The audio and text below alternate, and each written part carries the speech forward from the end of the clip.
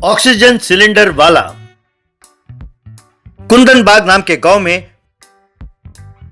मोहनदास नाम का एक ऑटो चलाने वाला रहता था। उसका बेटा रामदास शहर में केमिकल इंजीनियरिंग की पढ़ाई कर रहा था। एक बार वो इंजीनियरिंग की पढ़ाई पूरी करके ट्रेन में अपने गांव के लिए निकल पड़ा। मोहनदास अपने बेटे को ले जाने के लिए स्टेशन अपने ऑटो में पहुंचा।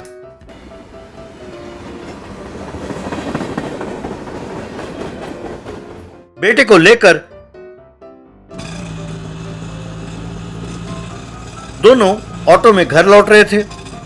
बेटा, तुम्हारी पढ़ाई पूरी हो गई, अब इंजीनियरिंग के बाद क्या करना चाहते हो बेटा? तुम आगे पढ़ना चाहो तो बोलो, वो क्या है, वो MS या GS, और तुम अमेरिका जाना चाहते हो तो कहो बेटा, मैं अपनी जायदाद और जो कुछ भी है बेचकर तुम्हें पढ़ाऊंगा, तुम इसकी चिंता ना करो।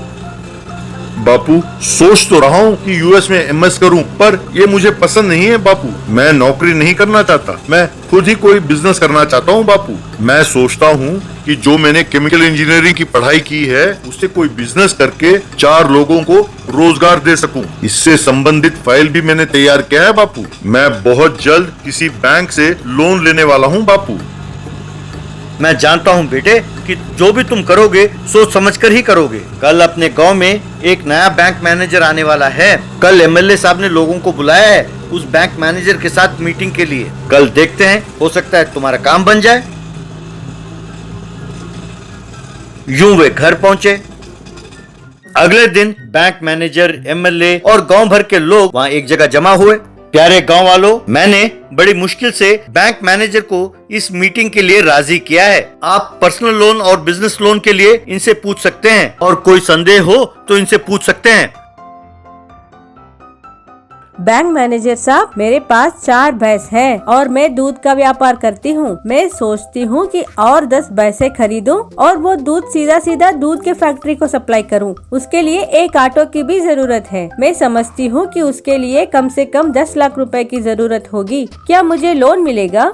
यूं स्त्रियों को हर क्षेत्र में आगे बढ़ते हुए देखकर बड़ी खुशी होती है बहन जी। मैं आपको लोन जरूर दिलवाऊंगा, लेकिन उसके लिए श्योरिटी की जरूरत पड़ेगी। अगर आप अपने 4 भैंसों को गिरवी रखेंगे तो आपको लोन जरूर मिलेगा। ठीक है? ये सुनकर लोगों ने खुशी खुशी ताली बजाई।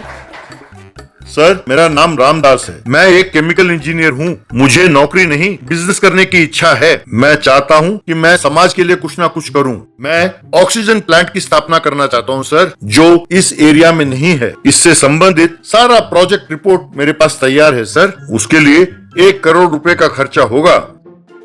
क्या ऑक्सीजन प्लांट लगाना चाहते हो और करोड़ रुपए चाहिए? शुक्र है ये नहीं कहा कि एक सिनेमा थिएटर खोलना चाहता हूँ। ये बात सुनकर सब लोग जोर से हंसने लगे। ये बात सुनकर रामदास बहुत दुखी हुआ।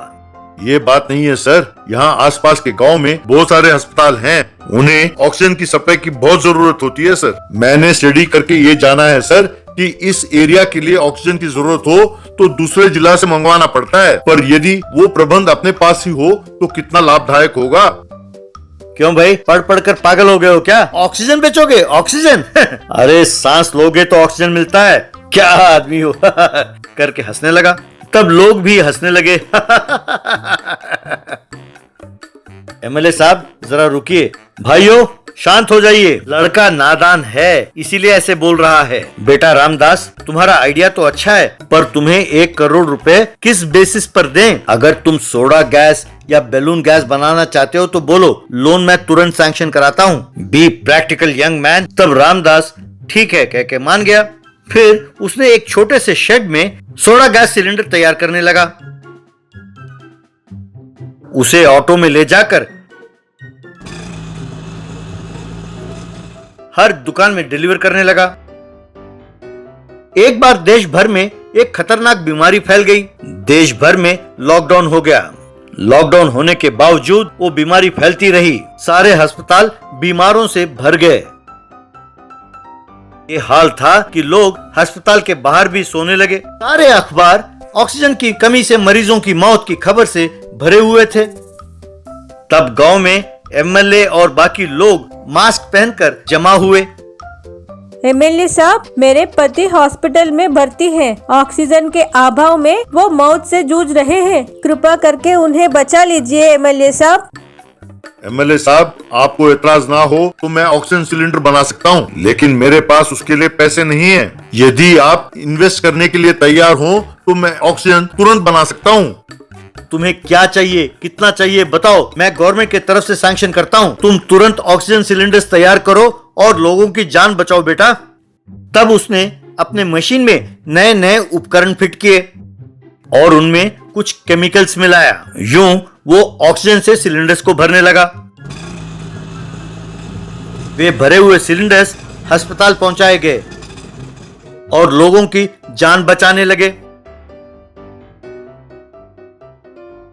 रामदास अपने फैक्ट्री में ही रहकर दिन रात ऑक्सीजन तैयार करने लगा। वो शेड में ही खाता था और शेड में ही सो जाता था। कुछ दिनों बाद परिस्थिति सुधरने लगी। लोगों ने रामदास की खूब प्रशंसा की।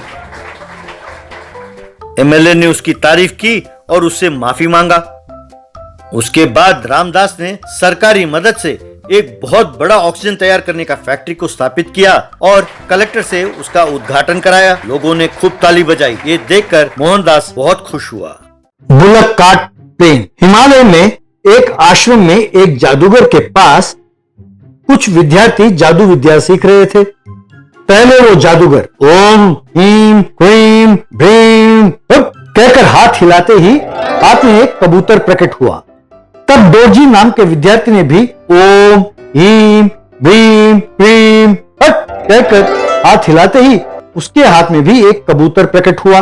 फिर जादूगर ने क्रीम भ्रीम भूम कहकर हाथ हिलाया तो एक केला प्रकट हुआ। डोरजी ने भी क्रीम भीम धूम कहकर हाथ हिलाया तो उसके हाथ में भी एक केला प्रकट हुआ। यूं सब विद्यार्थी उसके पास जादू सीखने लगे।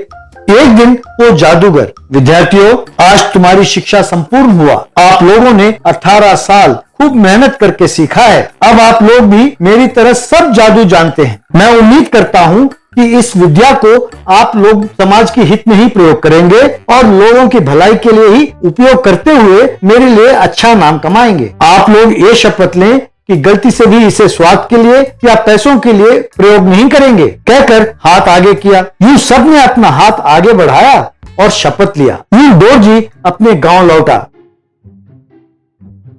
इतने सालों बाद उसे लौटे देखकर माँ बाप और उसके छोटे भाई सब खुश हुए। उसके छोटे भाई का नाम था डोंगरे। मुझे माफ करें, मैं जिंदगी में कुछ हासिल करने के लिए घर छोड़कर चला गया था। शहर में एक सज्जन के घर में रहकर मेहनत करके पढ़ाई की। वहीं मुझे एक छोटी सी नौकरी भी मिली।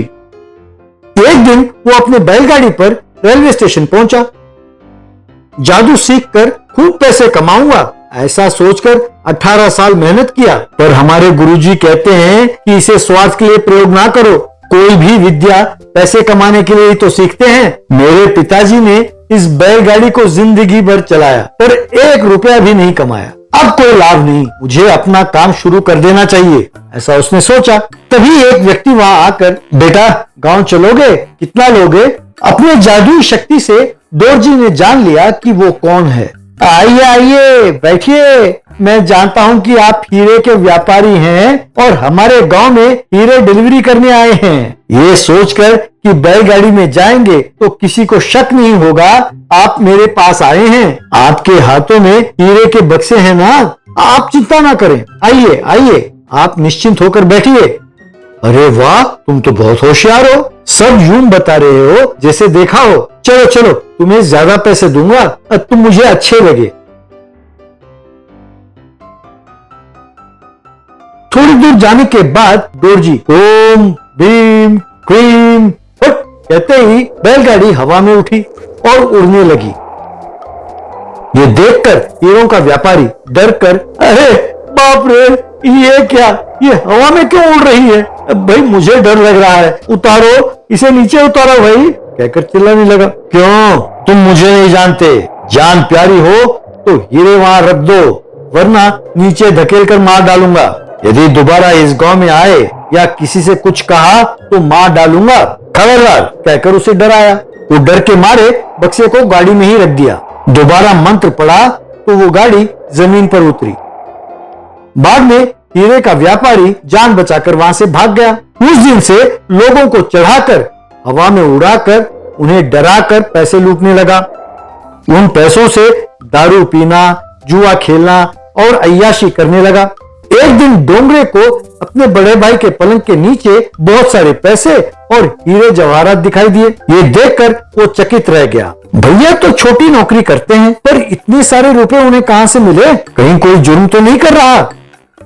एक दिन वो अपने भाई का पीछा करने लगा। बाद में अपने भाई को गाड़ी को हवा में उड़ाकर यात्रियों को डराकर पैसे लूटते हुए देखकर दंग रह गया। क्या करे ना समझ पाकर वो दुखी हुआ। एक दिन जादूगर डोंगरे से आकर मिला। बेटा, तुम्हारे भाई को जादू सिखाकर मैंने गलती की। मैं नहीं जानता था कि वो 18 साल जादू की विद्या सीखकर यूं गुनहगार बनेगा। ऐसे स्वार्थी के पास ऐसे जादुई शक्ति का होना बहुत खतरनाक है। मैं जैसा कहूँ तुम वैसा करो कहकर क्या करना है बताया और एक बोतल उसके हाथ में दिया। फिर उसे मंत्र पड़ा। उसके बाद डोंगरे अपना बेस बदलकर बैलगाड़ी के पास गया। जादूगर की मंत्र शक्ति के कारण दोरजी अपने भाई को पहचान नहीं पाया और उसे बिठा कर ले गया। थोड़ी दूर जाने के बाद अपनी जादुई शक्ति से गाड़ी को हवा में उड़ाकर, तुम कौन हो मैं नहीं जानता, चुपचाप तुम्हारे पास जो पैसे हैं यहाँ रख दो वरना नीचे धकेल कर मार डालूंगा। अरे नीच, जानते हो मैं कौन हूँ? तुम्हारा छोटा भाई हूँ। बेचारा वो जादूगर तुम पर भरोसा करके इतनी अच्छी विद्या दिया और तुम लोगों को परेशान करते हो। अब वक्त आ गया है कि तुम अपनी विद्या भूल जाओ कहकर बोतल का पानी उस पर छिड़का। बस उसमें से एक लौ प्रकट हुआ। फिर गाड़ी जमीन पर उतरी। बाद में दोरजी की बहुत कोशिश करने पर भी एक भी मंत्र उसे याद नहीं आ रहा। इससे डरकर दोरजी, मुझे माफ करना मुन्ना, लालच में आकर मैं पाप कर बैठा। मुझे ये जादू वादू कुछ नहीं चाहिए। आज से मैं भी आप सबकी तरह मेहनत करके पैसे कमाऊंगा। यूं वो बैलगाड़ी चलाते हुए मेहनत के साथ पैसे कमाने की आदत डालने लगा।